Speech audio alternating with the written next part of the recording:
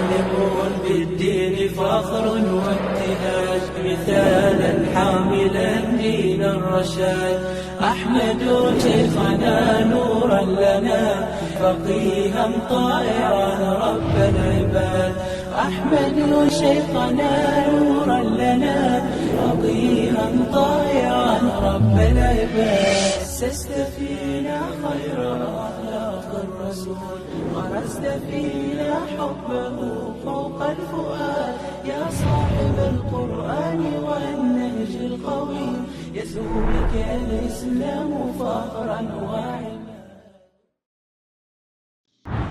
Assalamu alaikum wa rahmatullahi wa barakatuh. You ask about the hadith of al-Kheth'amiyya, which is the hadith of the woman from the tribe of Kheth'am, who asked the Messenger sallallahu alayhi wasallam during Hajj if she can perform Hajj on behalf of her father who is old and weak.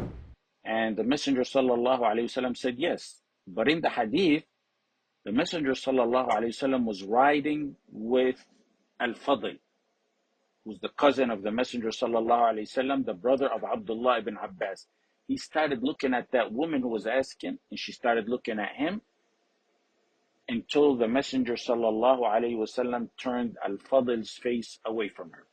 Now, as you stated, some use this as proof that niqab is not wajib, and there's many responses to that. Responses to how they use the proof, not the proof itself, because the hadith is in Sahih al-Bukhari. First of all, the hadith doesn't explicitly state that the woman's face was uncovered. She was looking at him, he was looking at her. But it doesn't explicitly say her face was uncovered. If they say that Al-Fadl was looking at her face, and the Messenger sallallahu alayhi wasallam saw them, and he didn't tell her to cover her face, the Messenger sallallahu alayhi wasallam would never delay the inkar of a munkar that happens in front of him. The answer to that is, what's your proof her face was uncovered? Not a single narration of the various narrations of this hadith explicitly state her face was uncovered. It's all assumptions. Some of the narrations describe her as beautiful. In Sunan al-Nasa'i, وَكَانَتْ امْرَأَةً حَسْنَاء. In another narration, وَضِيئَةً. In another narration, وَعَجَبَهُ حُسْنُهَا. He was attracted to her beauty. If her face was uncovered, and that's where beautiful came from, her description as beautiful came from, then it's possible it may have happened accidentally. Why? Because this happened during Hajj. And in Hajj, the ihram of a woman is not to wear her niqab and quffazain, her gloves. Niqab is the normal covering of the face that they wore. And that itself, not wearing the niqab during ihram, is in itself proof that niqab is wajib. But that's a side issue. So the ihram of a woman is that she doesn't wear the niqab and the gloves. But as Aisha stated, radiyallahu anha, when men came nearby, سَدَلَتْ إِحْدَانَا جِلْبَابَهَا مِنْ رَأْسِهَا عَلَى وَجْهِهَا. They would cover their faces with their jilbab. So this woman, radiyallahu anha, she may have covered her face in that which she doesn't normally cover it with, and it may have came off. And that's where the description of beautiful came from. Or the description may have been something known about her. For example, someone tells you, go marry from this family, they're at the age of marriage, and he has beautiful daughters. How would he know they're beautiful? If they're appropriately covered, a modest woman, how would he know that? When they were young little girls playing in the neighborhood and in the park, he saw them, described them as beautiful. They grew up, and now they're at the age of marriage, so he recommends someone to go to that family because they have beautiful daughters. فَجَعَلَ الْفَضْلُ يَنْظُرُ إِلَيْهَا وَتَنْظُرُ إِلَيْهِ. He was looking at her and she was looking at him. So they say he was looking at her, he was looking at her face. He was looking at her. The hadith says he was looking at her, she was looking at him. They say their interpretation is he was looking at her face. I'm going to say He was looking at her eyes, at her chest, at her overall figure. What I'm saying is assumptions. And what they're saying is assumptions as well. My assumptions are not any better than their assumptions, nor is their assumptions any better than mine. Why?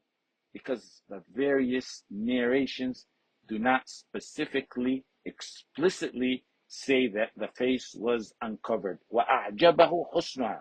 He was attracted to her beauty. That doesn't necessarily mean he was attracted to the beauty of her face. Maybe it was something else. Maybe it was part of her eyes or something else, her overall figure. I know a student once told me that women who are not appropriately covered are not a fitna for him, and he's not attracted to them. But women in complete full niqab, he's attracted to them and they're a fitna for him. And I said, why? He said, because that's the type of woman that I want to bring to my house to marry in the future, inshallah. And keep in mind, this happened during Hajj. There was a lot of Sahaba in Hajj. And we don't know of any other narration that any other Sahabi saw her face. And some who use this as proof also said this actually happened after the rituals of Hajj were over. Meaning you can't use as an excuse that her face was uncovered due to Hajj. They said because she went to the Messenger sallallahu alaihi wasallam after the Messenger had completed throwing the stones. So it was after Hajj, they say. And the answer to that is that the Messenger sallallahu alaihi wasallam, in addition to what I previously said, the answer to this specific detail is it may be possible that the Messenger sallallahu alaihi wasallam completed his rituals, but how do you know she completed hers? It's possible she didn't complete hers. Also, there's another narration that Ibn Hajar mentioned about this hadith where she came along riding with her father. And the father was eagerly wanting to marry her off to Rasulullah sallallahu alaihi wasallam. So she was sitting behind her father. And what you learn from that narration is, first of all, the way they rode may have caused her face to accidentally uncover. Possible. Second of all, the father was eager to have her married to the Messenger sallallahu alaihi wasallam. So the face was uncovered because it was some type of marriage proposal. Or Ibn Hajar mentioned that the Messenger has specialties, like the specialty of marrying over 4 wives, and he married without mahar, and he married without a wali. And he also added a specialty that he may see women in a less restricted way that is not permissible for others to see her. So with those scenarios, the Messenger sallallahu alaihi wasallam saw her, and it happened that Al-Fadl was there and he saw that as well. And if it's permissible, as they allege, to show the face, why would the Messenger sallallahu alaihi wasallam physically do an inkar of a munkar? Physically, by pushing the chin of his cousin away from looking at that which is permissible. Why would he push his face away from looking at that which is permissible? And another response, and to be fair, it's a weak response, is that in one of the narration, Abdullah ibn Abbas asked the Messenger sallallahu alaihi wasallam why he pushed Al-Fadl's face away. And the Messenger sallallahu alaihi wasallam said, إني رأيت غلاما شابا وجارية شابة فخشيت عليهما الشيطان. I saw a young man and a young woman, and I feared the shaitan over him. She was described as a jariya shabba. Jariya in Arabic comes to mean 2 things: a young girl or a slave girl. And those who respond to how this is used to allege that niqab is not wajib, they say she's a jariyah. The hadith says jariyah shabba. So she's a jariyah. Jariyah is a slave girl.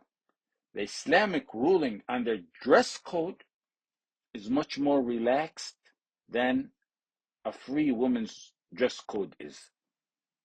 She was described as jariyah shabba. Okay, but the question is, how do you know jariyah here comes to mean that she was a slave girl, not a young girl? And they said, because the term is wajariyah shabba. Shabba means young.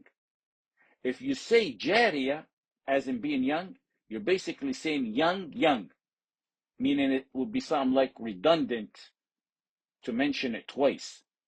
So jariyah would mean a young, a slave girl, and shabba would be young. So the translation would be a young slave girl. But as I said, this is a weak response because, first of all, the hadith, some spoke about it, some spoke about its weakness. In the other part of the hadith, رَأَيْتُ غُلَامًا شَابًا, the Messenger sallallahu alaihi wasallam referred about الخثعمية saying جارية شابة, and I explained that, and he referred to his cousin as غُلَامًا شَابًا. غُلَامًا شَابًا is the masculine terms of جارية شابة. So غُلَامًا could mean a young boy, or it could mean a slave boy. And if you say jariyah is a slave girl, and you say that's why her face was uncovered, because the rules for covering of slave girls is less restrictive than that of a free girl. So if you say jariyah would be a slave girl rather than a young girl, then in the same context, you're going to have to say غُلَامًا شَابًا means that he's a slave boy. And who's that referring to? It's referring to Al-Fadl. And Al-Fadl is the brother of Abdullah ibn Abbas. He's the cousin of the Messenger sallallahu alaihi wasallam, and he was definitely not a slave. So that's why this response is weak. The bottom line is what I started with, and that is there is no explicit proof that Al-Khaf'amiyya had her face uncovered.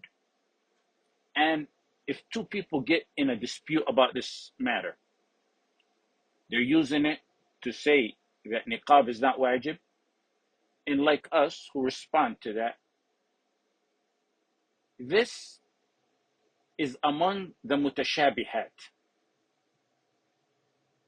There's a lot of assumptions in it. It's not clear.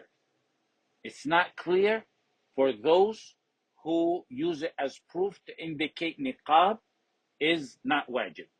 So a student of knowledge and someone who's sincerely seeking the haqq on this matter of niqab, he will not look into the proofs that are full of assumptions and how they're used, but he'll go to the clear, decisive proofs, and there's plenty of them, on showing how niqab is a farida from Allah subhanahu wa ta'ala, no doubt about it. You don't leave what's explicit and clear and has no assumptions for that which is full of assumptions. Wallahu a'lam.